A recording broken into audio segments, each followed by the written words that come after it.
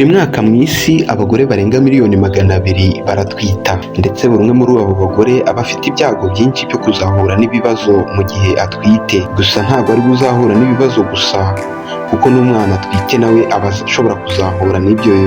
Nubwo bwose izo ngaruka cyangwa se ibyo byago bishobora kuba byagabanyuka ku kigero runaka, ariko ntabwo ari 100%. Iyo umugore agiye gupimisha inda bwa mbere agahabwa ubufasha bukwiriye, agapimisha inda inshuro zagenwe, ndetse akamenya n'ubuzima bw'uko buhagaze, ibi byagaragaje ko umubare mwinshi w'abagore bapfaga batwite ndetse n'abana bapfaga bari kuvuka, uyu mubare wagabanutse cyane nk'uko turagenda tubibona muri iki kiganiro cyacu. Ukugerwaho kw'ibi kwakozwe nande? Umuryango w'abibumbye wita ku buzima OMS cyangwa se World Health Organization WHO. Mu busanzwe umuntu wese ajya kwa muganga ari uko arwaye. Ibi bitandukanye cyane no ku bagore batwite. Umugore utwite aba agomba kujya kwa muganga byibuze inshuro 4 mu gihe cy'amezi 9 kugira ngo amenye neza uko ubuzima bwe buhagaze ndetse n'ubw'umwana atwite. Njyewe ugiye kukibagezaho twa Munyanziza Stefan. Ugukurikirana ubuzima bw'umugore utwite n'ubw'umwana bimaze iki? Ese intego yabyo ni iyihe? Ikintu cya mbere nk'uko twabibonye mu kiganiro cyacu, twabonye ko byashyizweho kugira ngo bigabanye umubare w'abagore bapfa babyara ndetse n'abana bapfa bavuka, inda zivamo ndetse n'ibindi bitandukanye. Ibi nanone bikaba bifite intego yo kugabanya ibibazo n'ihungabana abagore bagira mu gihe batwite, byaba ku mubiri ndetse no mu myitwarire ndetse n'imitekerereze, kuko akenshi abagore batwite batangira gutekereza ko abantu babona, ndetse rimwe na rimwe akenshi usanga harimo n'abatwaye inda bakiri batoya, bikabaviramo kwigunga ndetse no guhangayika. Niyo mpamvu ugukurikirana ubuzima bw'uyu mubyeyi utwite ndetse n'ubw'umwana bimufasha cyane, kuko bamuha uburezi butandukanye ndetse n'inyigisho zimufasha muri uru rugendo. Icya gatatu ni ugutegura umugore kugira ngo azabashe guhangana cyangwa kwitwara neza mu gihe cy'ibise, azamenye konsa ndetse no kwita ku mwana. Icya kane ni ukureba niba nta ndwara runaka yaba yahuye nayo mu gihe atwite ishobora gutuma ubuzima bwe bujya mu kaga, bityo bakamuha imiti ikwiriye kugira ngo akire. Bitangira bite kugira ngo umuntu abe yamenya ko atwite cyangwa se basanga atwite? Hari ibyo umubyeyi we ku giti cyiwe ashobora guhita abona akamenya yuko yasamye. Icya mbere ni uko ukwezi kwe gushira maze akabura imihango. Icya gatatu atangira kumva uburyaryate mu mabere. Icya kane atangira kubona ibintu bimeze nk'imirongo byicora ku nda. Icya gatanu bitangira kuba nini. Icya gatandatu atangira kumva agasesemi. Icya karindwi aranyaragura akumva yacitse intege. Icya munani ndetse rimwe na rimwe iyo bigeze ku cyumweru cya 16 n'icyumweru cya 20 nk'uko twabibabwiye mu kiganiro cyahise, umugore atangira kumva umwana mu nda akina. Ibi byose muri ibi bimenyetso tubabwiye, nuramuka ubibonye uzihutire kujya kwa muganga. Ndetse umugabo bita Hegar yavuze ko mu gihe umugore atwite hagati y'icyumweru cya 6 n'icya 12, igice cyo hasi cy'ababyeyi gitangira koroha cyane, arizo bita Hegar sign cyangwa ibimenyetso bya Hegar.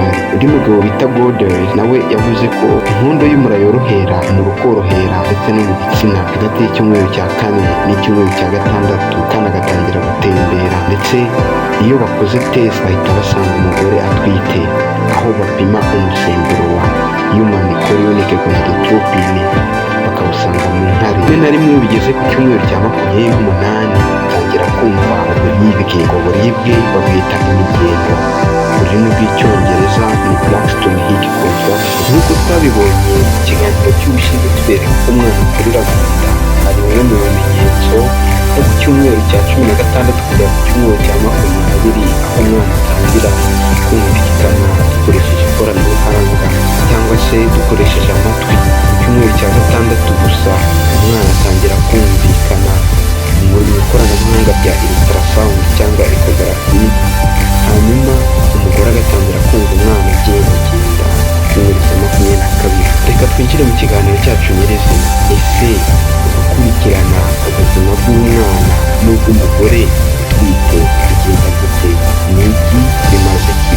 Icyo bimaze ntabwo tukigarukaho kuko twakibonye. Ubusobanuro bwizewe bw'iri jambo maternity care cyangwa se gukurikirana ubuzima bw'umubyeyi n'umwana utwite ni ibizamini byateguwe ndetse no gukurikirana uwo mugore mu gihe akimenya ko yatwite kugeza abyaye. Bivuze ko ari ubufasha buhabwa umugore wese wasanzwe atwite kugeza igihe azatangira kubona ibise. Mu rurimi rw'amahanga ubu bufasha babwita focused antenatal care, aho umukozi ushinzwe gutanga ubufasha ku mugore utwite aba agomba kumushyiraho umutima we wose kugira ngo amuhe ubufasha bwizewe kandi bufite ireme, kugira ngo akomeze abungabunge gutwita kugende neza igihe azabyara.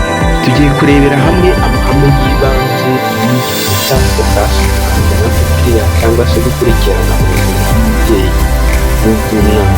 Tugiye kurebera hamwe amahame shingiro yo gukurikirana ubuzima bw'umubyeyi utwite ndetse n'umwana, abatanga serivisi z'ubuzima bakora ibizamini kugira ngo babe babona ikibazo cyose umugore yaba afite, byaba ngombwa bakamuha imiti y'ubwirinzi, bagashyiraho ingamba zo kurwanya indwara nka malariya, kubura amaraso ahagije, kubura ibyo kurya bihagije, bakamurinda indwara zandurira mu mibonano ndetse yaba afite virusi itera sida bakamurinda kuzayanduza umwana azabyara, bakamukingira tetanasi n'ibindi. Umubyeyi ku giti cye niwe ufite uburenganzira bwo kwihitiramo aho bazamukurikirana ndetse n'aho azabyarira ndetse n'abazaba bahari mu gihe cyo kubyara na nyuma yo kubyara.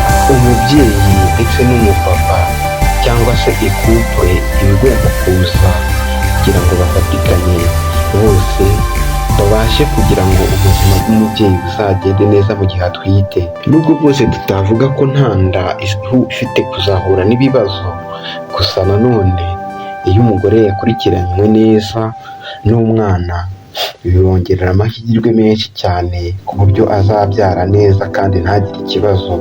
Iyo yakurikiranwe kare bamenya ikibazo afite bakakimenya hakiri kare. Gusa nanone nubwo ari byiza gukurikirana ubuzima bw'umubyeyi n'ubw'umwana utwite, ubuzima bw'umugore utwite ndetse n'umwana, hari zimwe mu mbogamizi zigihurwa nazo bitewe n'aho abantu batuye. Imbogamizi ya mbere, imiterere y'agace batuyemo, amikoro y'umuryango, ibibazo byo mu mutwe ndetse n'imyumvire ya bamwe mu batuye ako gace, igikorwa cyo gutanga serivisi z'ubuzima aho amavuriro ari ndetse n'ibindi, ibikikije umuryango harimo imiterere, imihanda ndetse n'ibindi bikorwa remezo bishobora gutuma atagera kwa muganga. Tumaze kubona ko harimo abahura n'imbogamizi nk'imiterere y'agace batuyemo, ibihe, ikirere, environment batuyemo, abantu babinfluencinga, aho amavuriro ari ndetse n'ibindi. Noneho tugiye kureba se iyo umugore agiye kwa muganga atwita nshuro yo gupimisha inda bigenda gute, ibizamini bikorwa ni ibihe, bamubwira ibiki, ndagira ngo muwangure amatwi mutaza gucikwa.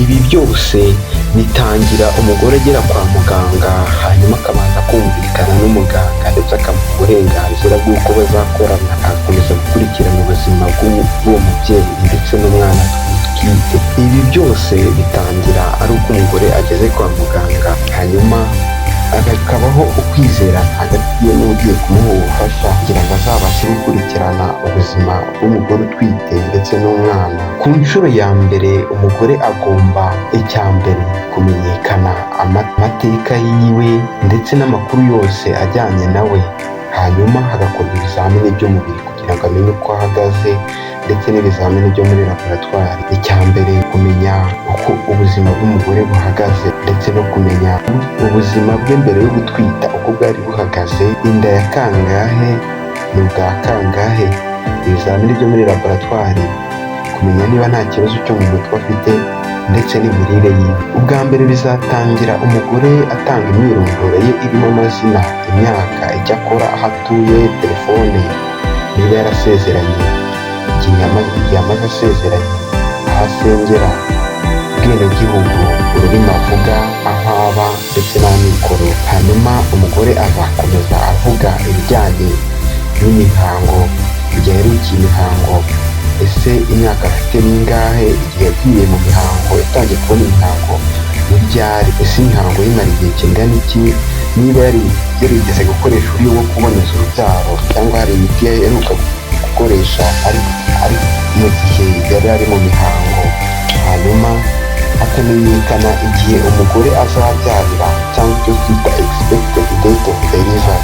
Ibi bikaba bikorwa nyuma y'uko umugore agomba kuba yibuka itariki ya mbere yaboneyeho imihango aheruka.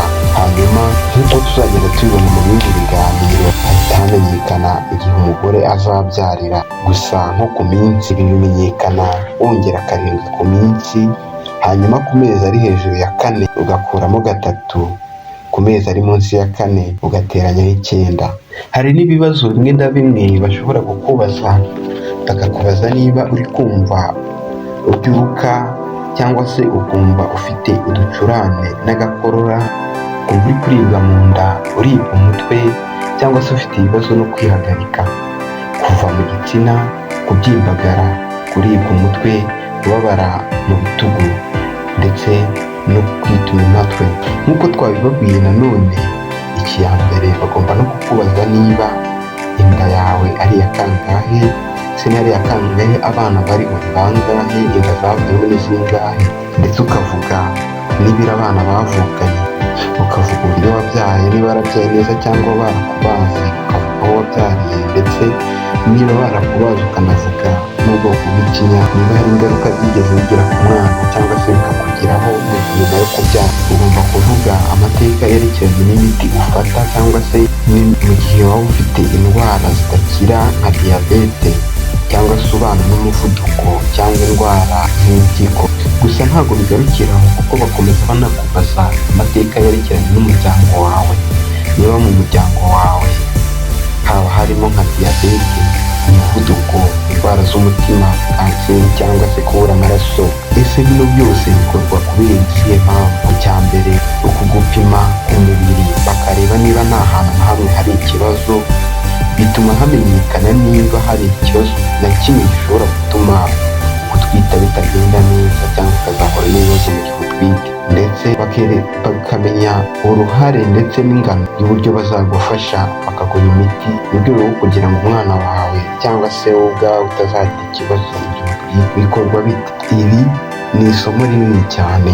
Icya mbere, bazatangira bagupima umuvuduko, hanyuma bapime uko umutima utera. Ku bijyanye n'umuvuduko w'umugore utwite, akenshi ugomba kuba byibuze uri hagati ya 90 n'120, ariko ibi biba mu gihe inda yawe ari nkuru. Umutima wawe utera hagati y'inshuro 60 kugera kuri 90, hanyuma ugahumeka inshuro ziri hagati ya 16 na 24 mu munota. Ubushyuhe nabwo burazamuka ku kigero cya 36.5 kugera kuri 32.5.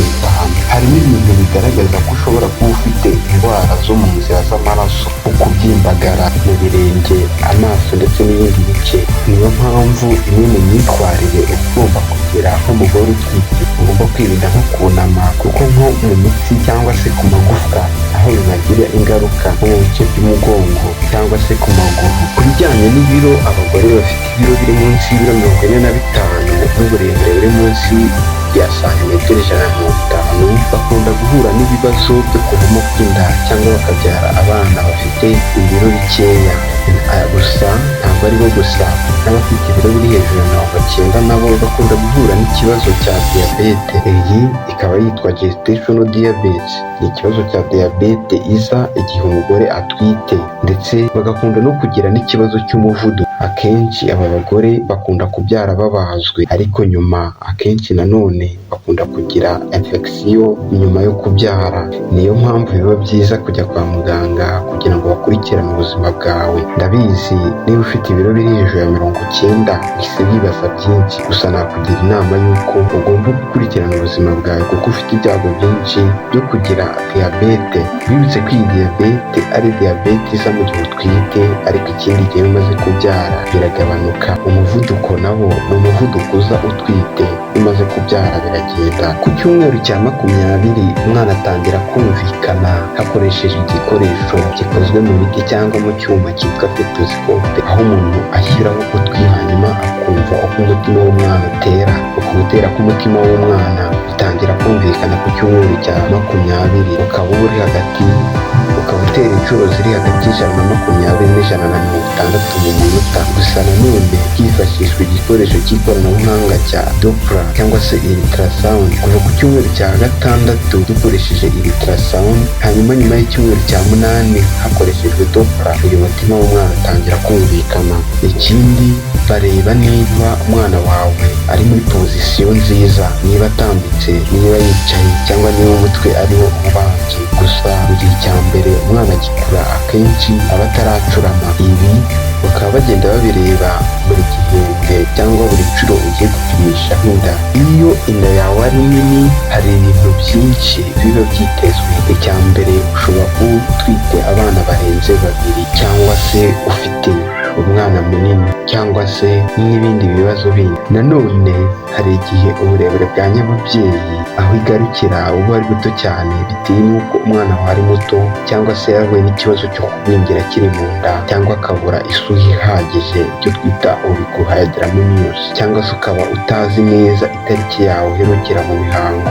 Ibi byose bikaba bimenyekana nyuma yo gupima uburebure bw'inda yawe. Hari uburyo abaganga bakoresha mu rwego rwo kugira ngo bamenye uko umwana ameze mu nda, niba yicaye, atambitse cyangwa se yaracuramye. Ibi babikora bagenda bumva buri gice aho kiri, bakora ku nda yawe.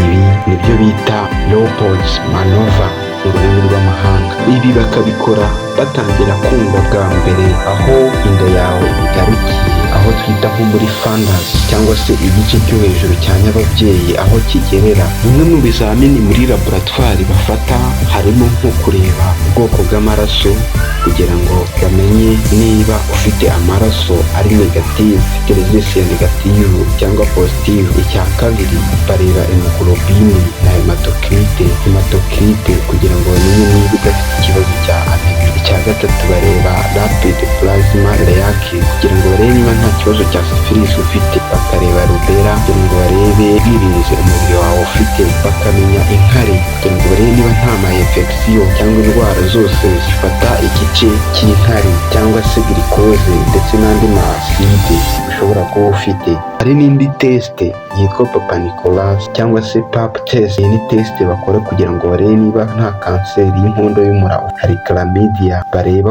niba ufite indwara zandurira mu mibonano mpuzabitsina, ndetse bakareba na glucose mu rwego rwo kugira ngo bamenye niba udafite ikibazo cya diyabete, utaragize ikibazo cya diyabete mu gihe utwite. Bafata ibizamini by'umusarane kugira ngo bamenye amaparasite ndetse ibizamini bya hepatite, bakareba niba hariyo ufite cyangwa hari n'izindi ndwara z'umwijima ufite. Iyi hepatite bapima ni hepatite B. Bagafata ibizamini by'amaraso nanone kugira ngo bamenye niba ufite virusi itera sida, bityo barinde umwana wawe kugira ngo utazamwanduza.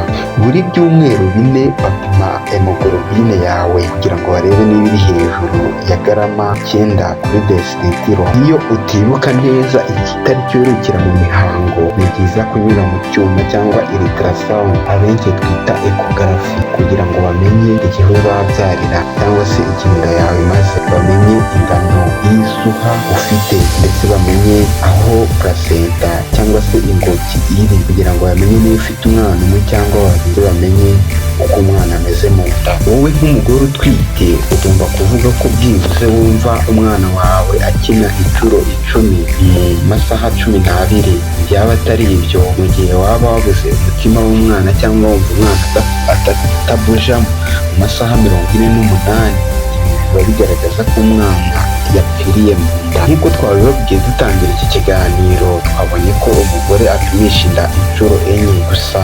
Ni byiza no kurenza izi nshuro kugira ngo ubuzima bwawe n'ubw'umwana birusheho kwitabwaho. Inshuro ya mbere ipimisha inda mbere y'icyumweru cya 12. Nk'uko twababwiye yuko ibyumweru 12 bya mbere habariyemo 2 byose bijyanye no gusama. Ibi byose ari byo bice by'umwana bitangira kubaho gukorwa. Niyo mpamvu mbere y'icyumweru cya 12 ugomba kujya gupimisha inda yawe ku nshuro ya mbere. Ubwa kabiri ujyayo hagati y'icyumweru cya 24 n'icyumweru cya 26. Aha ni amezi 6. Ubwa gatatu ujyayo ku cyumweru cya 32. Aha inda yawe iba ifite amezi 7 arenga ndetse hafi 8.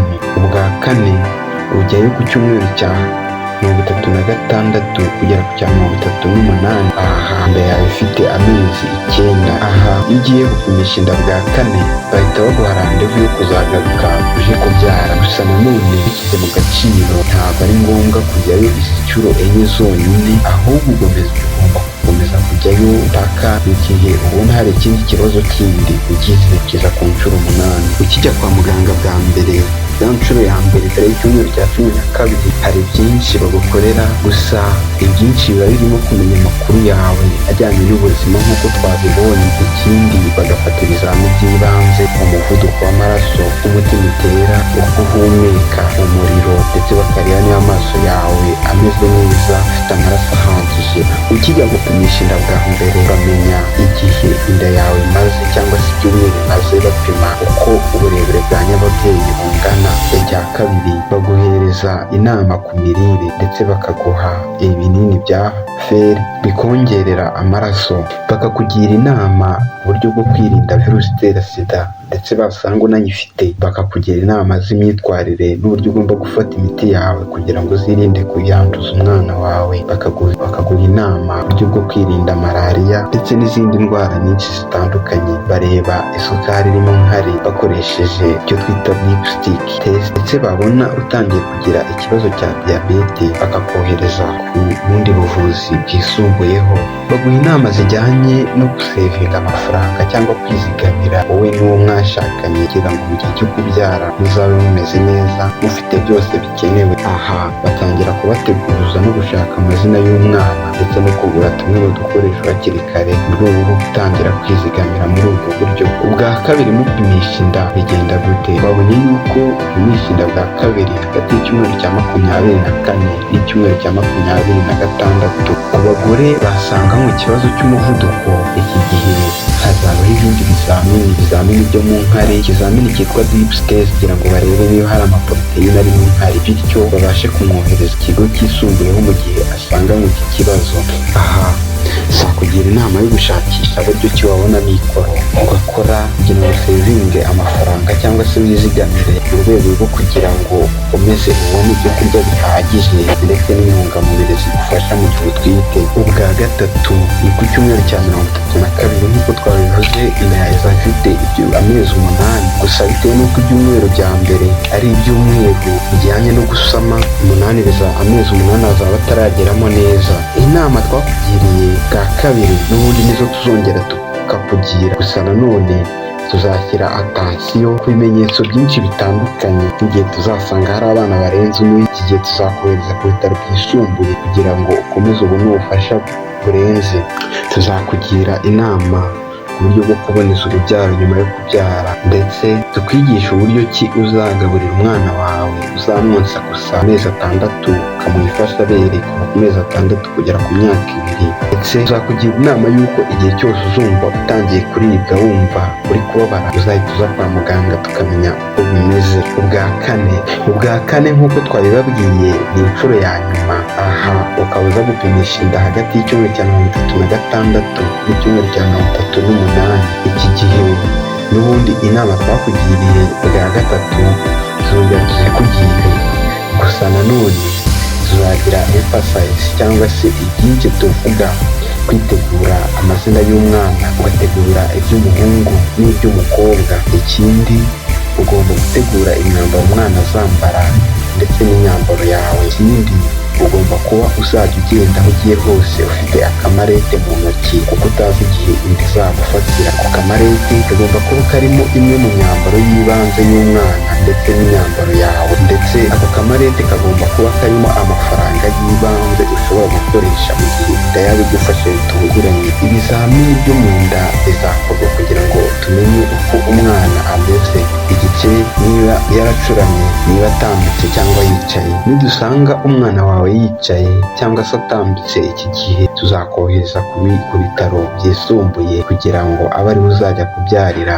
itariki yawe yo kubyara nigera utarabona ibise. aha tuzakwigisha bimwe mu bimenyetso mpuruza ushobora kubona ugahita wihutira kuza utugana.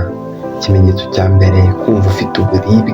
Icya kabiri, ukabona habayeho kumeneka kw'ibizi, kuva amaraso mu gitsina, kuribwa umutwe, kubabara ikindi gice cyose cy'umubiri, kubyimbagara amaguru, mu maso ndetse n'ibindi byinshi bitandukanye ushobora kubona bidasanzwe. Ibi biramutse bikubayeho ugomba guhita wihutiza kwa muganga. Si n'iki gihe gusa kuko n'indi minsi isanzwe nabwo biramutse bibaye ugomba kwihutira kuza. Ni izihe nama witeguye kubona igihe utwite ku bijyanye n'isuku? Byibuze ku munsi umugore utwite agomba koga inshuro byibuze zirenze 3 kuko bituma arushaho kumererwa neza ndetse bikamufasha no kumva aguwe neza. Koga amazi akonje cyane ni byiza cyane kurusha koga amazi ashyushye, kuko umugore woga amazi ashyushye bituma agira umunaniro ukabije ndetse akaba yagwa igihumure. Bivuze ngo amazi ashyushye aguca intege. Koga kenshi gashoboka mu myanya ndangagitsina, mu kwaha, amabere, bitewe n'uko hari byinshi biba bisohoka ndetse n'ibyuya. Koga mu gitsina bigomba kwirindwa cyane, kereka igihe ubona hari ibintu byinshi bigenda bisohoka mu gitsina bishobora gutera ama infection. Ntabwo twagenda n'ubundi tutongeye ngo tubabwire kuri bya bimenyetso mpuruza twababwiraga. Icya mbere twabonye ni ukuva cyane mu gitsina. Uko kuva ntabwo ari ukubona amaraso asohoka ari kumwe n'ururenda rusohoka mu gitsina, ahubwo ni ukubona amaraso agenda atakara umutonyi ku mutonyi.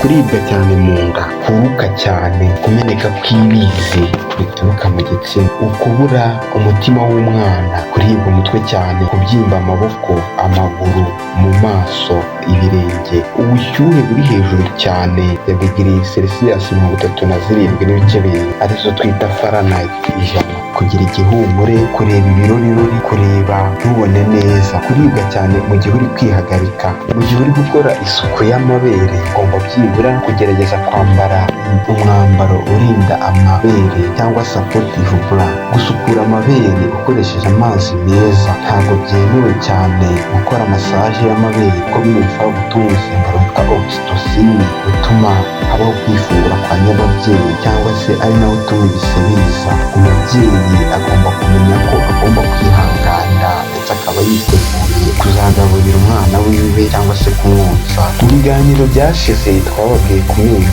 Amenyo ugomba kwitonda cyane mu gihe uri kuyakorera isuku ndetse ukayasukura buri nyuma y'uko ufashe amafunguro. Ni byiza cyane kujya kureba umuganga w'amenyo cyangwa dentist kugira ngo arebe niba nta kibazo ufite mu menyo. Nk'uko twabibonye mu biganiro byatambutse, twabonye yuko hari igihe mu menyo habyimbagara kubera amaraso aba yakwiriyemo. Ni byiza rero kureba uwo muganga kugira ngo ayakorere isuku ndetse anarebe niba nta kibazo. Ni byiza cyane kurya imbuto n'imboga kugira ngo wirinde isukari ijya mu menyo. Amenyo ashobora kuba yakurwa mu gihe utwite ariko hakoreshwa ikinya cyitwa local anesthesia. Imyambaro, umugore agomba kurwanya cyangwa se kwirinda kwambara imyambaro imwegereye, nko gushyiramo imikandara, utuntu tumwegereye cyane kuko bishobora gutuma amaraso adatembera ngo agere mu bice byo hasi. Agomba kwambara inkweto zirambuye atari inkweto zigiye hejuru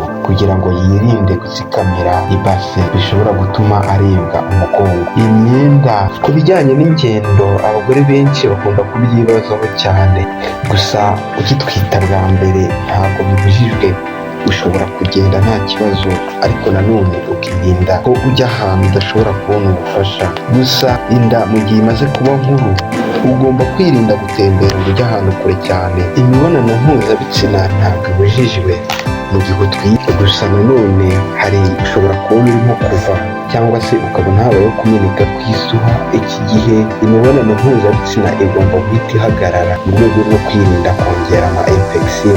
Iyo umugore yigeze kugira ibyago byo kuvamo kw'inda agomba kwirinda gukora imibonano mpuzabitsina hakiri kare, kubera ko mu mezi ya mbere 12 ihene z'inda nyinshi zikunda kuvamo. Bityo mu gihe cy'imibonano mpuzabitsina umugore ashobora kuba yakorakora ku mabere, umusemburo witwa oxytocin ukiyongera maze ibise bikaza.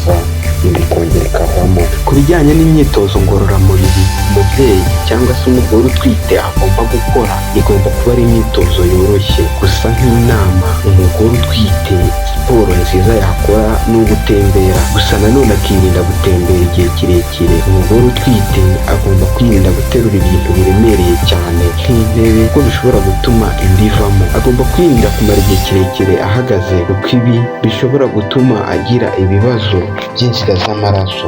Agomba kwirinda kwicara amaguru yiwe acanyemo kuko bishobora kwangiza ugutembera kw'amaraso, cyangwa se kugereka akaguru ku kandi bishobora gutuma amaraso adatembera neza. Ese siporo zimaze iki? Siporo ikintu cya mbere zituma umugore yumva amerewe neza. Icya kabiri zimurinda kwituma impatwe. Icya gatatu bituma atagira uburibwe ndetse n'umunaniro. Bituma amagufwa akomera ndetse bigatuma n'ibase yiwe ikomera igira imbaraga. Bituma umugore ahumeka neza ndetse akinjiza ogisijeni bityo ikabasha kugera ku mwana neza. Bituma umugore atagira ibibazo byo kuvura kw'amaraso cyane ngo bivurire mu bice byo hasi nk'amaguru n'amaboko. Bituma amaraso atembera neza, bikamurinda ibibazo bitandukanye harimo nka venous thrombosis cyangwa se ugufunga kw'inzira z'amaraso zijya mu maguru. Umugore yakora imyitozo gute mu gihe atwite? Kugira ngo akore imyitozo neza agomba kwirinda gufata